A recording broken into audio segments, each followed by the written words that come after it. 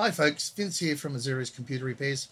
A few of my friends on Electronic Repair School Discord channel, we're talking about polarization for their microscopes, or our microscopes.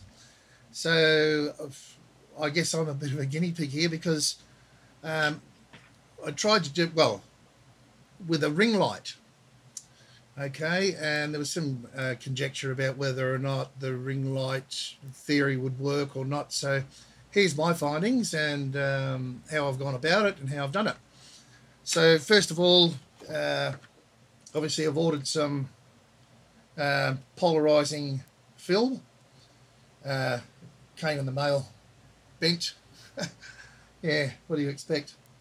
Anyway, I've cut it out here to suit the ring light, and of course for the rest of it I've cut the rest out of the middle for the Barlow lens.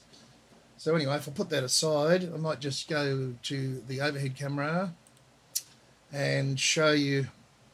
You can see there I've put the polarizer material directly on the LED lights of the ring light, and oh, it's just fallen out. The other part inside of the Barlow lens. Okay, if you can see that. So what I've done really is dispense with this lens that was actually on the ring light, because it wouldn't work with this lens on. I put it together initially and it wasn't working. I thought, why? So I removed this lens here and it does work. So anyway, because this piece here actually holds the LED lights in, etc., I've had to well, temporarily for now anyway, but it's working fine. Just use some sellotape just to keep everything inside there, and it seems to work pretty well. So let me just screw all this into the microscope and turn it on and show you how this is working. So I'll put the Barlow lens in first. Just get it, the thread right there, if I possibly can. There we go. Now the idea here is to be able to turn the Barlow lens so we can manipulate the polarization. So anyway, I'll just leave that reasonably loose. Let's put the lens back on now. Not the lens, the and that'll be my phone. Hang on, I'll just pause here and come back. Okay, sorry about that guys, a customer on the phone. So I've put everything back together here on the microscope, and I'll just pull it over here. Let's go to the microscope here.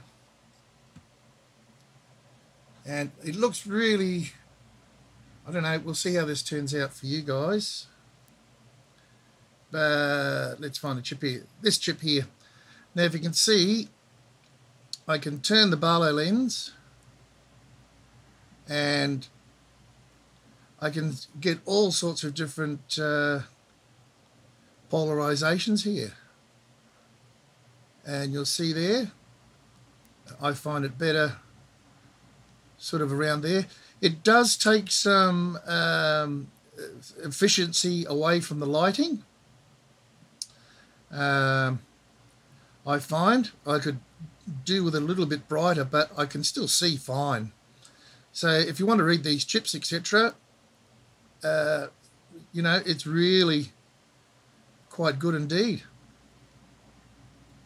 Different, and you can see there the different polarization. Anyway, those are my findings so far. It seems to work quite well for me. Let's get a bit of a, yeah, see those ones are a bit harder to see. This one here, maybe. and you can see now, see how it comes up white. I can zoom in and read it nicely. That one there in the middle. Right, different polarization, and there it is. It does actually work for me, so I'm quite happy about that.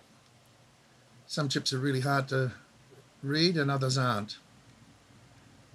So there we go again. It really does work. So for all you guys out there that wanted to know about how the polarization works for these ring lights, it does work fairly efficiently, and I'm quite happy with it, so I'll keep using it. See you in the next video. Thanks for watching.